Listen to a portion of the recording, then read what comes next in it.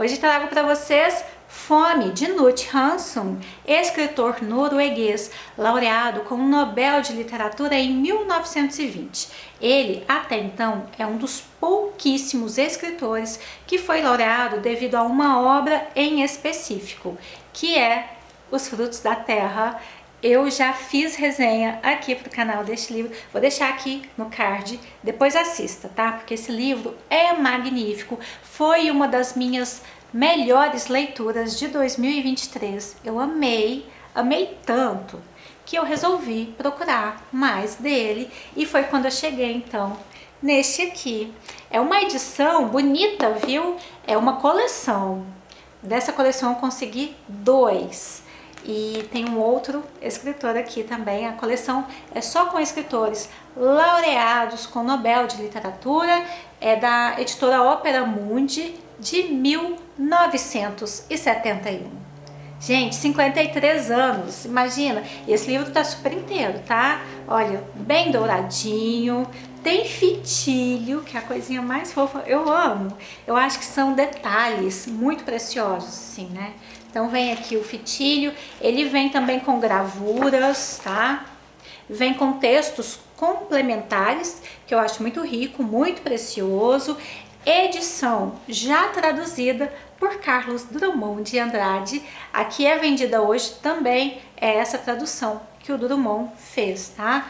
Então temos aqui 170 páginas, mais ou menos. Essa história foi publicada em 1890, 30 anos antes dele ser laureado.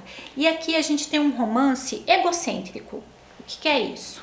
É aquele romance onde o eu predomina. O eu é mais importante do que qualquer outra coisa. E aqui a gente vai ver um eu que está atormentado devido à fome. Nós temos um escritor, ele se apresenta como jornalista, mas eu acho que nem é, tá? É só um homem que escreve ali uns artigos e tenta vendê-los. Tenta achar algum jornal que possa ter interesse em comprar esses artigos dele. E esse homem, aqui no texto, ele não vai ter o nome revelado. A gente já conversou sobre isso algumas vezes aqui, né? Eu acho que quando o personagem ele não tem o nome revelado, muito se diz sobre ele. É uma pessoa insignificante para o todo, embora seja um romance egocêntrico, mas acaba sendo aqui uma pessoa insignificante. Ele está atormentado, é uma pessoa desesperada, uma pessoa que está passando por uma grande aflição. Ele até vai dar alguns nomes aqui durante a história, mas são nomes falsos, não é o verdadeiro dele. E ele tenta então escrever. Esse homem já está tão miserável. Quando começa o livro aqui, gente, não conhecemos a família dele, não conhecemos o passado, ele não tem um núcleo onde ele faça de fato parte, não tem esse núcleo aqui na vida dele. E é um homem muito solitário, um homem que está desesperado, focado em conseguir vender os seus artigos, em escrever um texto que seja bom o suficiente para ganhar um dinheiro, para ter um alívio, para poder comer, pagar o quarto onde ele vive. Ele tá ali numa pensãozinha, ele precisa pagar as diárias desse quarto e já tá bem atrasado, viu? Tá ali numa situação horrorosa e a gente vai acompanhar isso. Então, é uma narrativa que muitas vezes ela vai ser cansativa, não vou negar. Ela é cansativa, mas se dá devido à angústia, ao desespero desse homem que não consegue dinheiro para matar a sua fome. Ele está muito desesperado. Então eu acho que essa narrativa repetitiva diz respeito ao momento que esse homem passa, né? Que está muito angustiante. Ele vai começar a empenhar, a deixar ali numa casa até as suas vestimentas, né?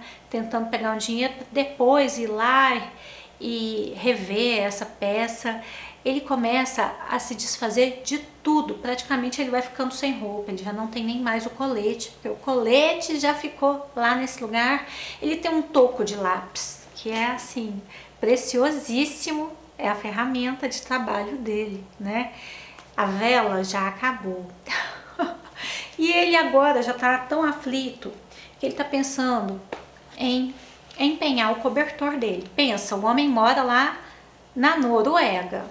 Ele está pensando em desfazer do cobertor dele. Olha o desespero para comer. Eu vou ler um pedacinho para vocês sentirem aqui como que é o ritmo da narrativa. Que sensação nova era essa? Que tortura diversa vinha juntar-se às outras? Seria consequência da noite passada sobre terra úmida?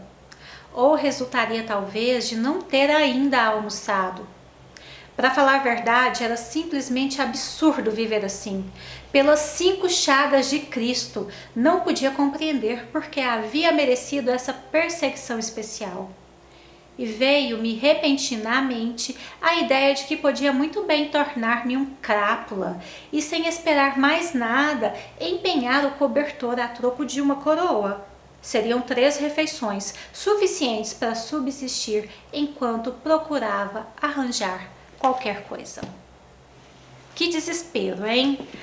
É assim a narrativa, é angustiante, é triste, é deprimente ver uma pessoa numa situação dessa. Ele já foi orientado ali pelo diretor do jornal, escreve assim, mas ele não consegue, ou pela falta de humildade, ou pela falta de clareza das ideias devido à fome, porque a fome está acabando com esse homem literalmente, não só mentalmente, não só socialmente, porque ele já vive como um mendigo, a aparência dele é de um maltrapilho, é uma coisa feia, horrorosa. Esse homem está perdendo os cabelos, literalmente, devido à falta de vitaminas, nutrientes. Ele está ali, assim, numa situação de desnutrição absurda, e tudo isso vai deixando a mente desse homem cada vez mais perturbada. A gente tem aqui diálogos egocêntricos, onde ele fala com ele próprio, e aí existem 2 eus.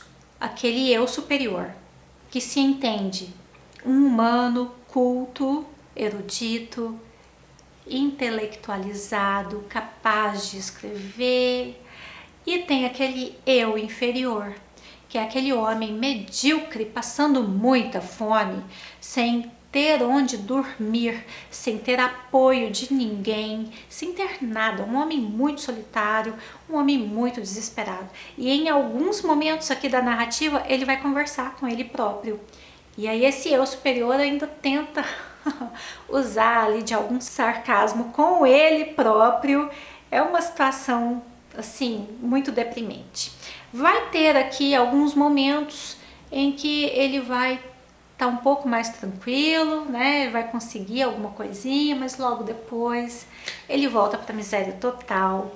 Ele tenta se manter íntegro, tenta se manter honesto, honrado, um homem de caráter, um homem que acredita em Deus, um homem temente, religioso. Em alguns momentos a gente vê, nesse trecho inclusive, né, que eu li, tem ali referência a Jesus Cristo. E ele vai tentar se manter íntegro, apesar de todas as provações que ele tem passado. Será que ele vai conseguir? Vou deixar vocês lerem o livro. Tem 2 personagens que aparecem aqui, que é até interessante. É o comendador, coisinha rápida, mas interessante, ok? Tem uma prostituta, que ele não vai entender que ela é uma prostituta. Ele vai olhar para essa mulher como se ela fosse uma donzela. Ele vai acreditar que um dia ela possa vir a ser sua noiva. Ele vai ter então um desejo de flertar essa mulher, um desejo de ter alguma coisa com ela. Mas na situação que ele tá, não dá, né, gente? Tem até uma parte aqui entre os dois que vai ser mais divertida, vai ter uma coisinha um pouco mais quente, mesmo nessa situação. Deu aqui um respiro, né? Deu um alívio aqui em toda a tensão que a narrativa nos entrega.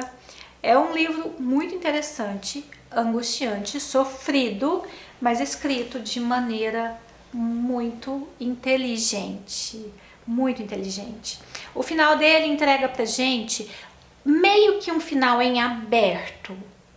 Vai acontecer aqui um desdobramento. Ele tem algo encaminhado.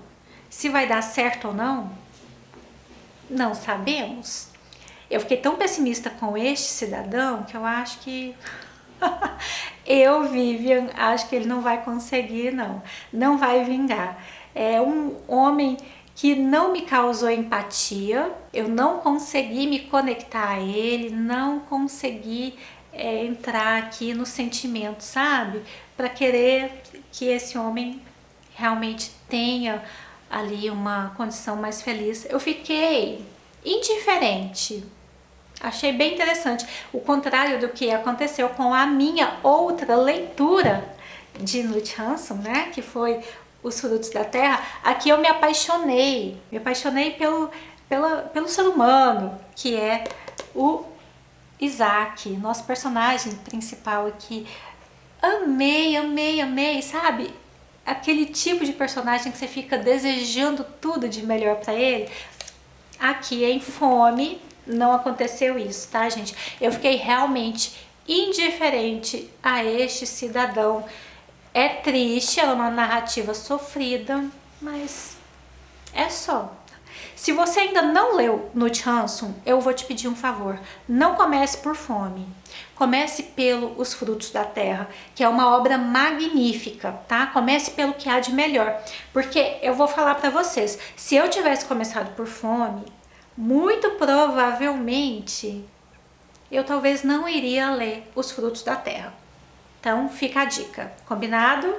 Espero que tenha ajudado vocês, que vocês tenham gostado. Se gostou, deixa o seu like, comenta, compartilha. A gente se encontra nos próximos vídeos. Beijo, tchau!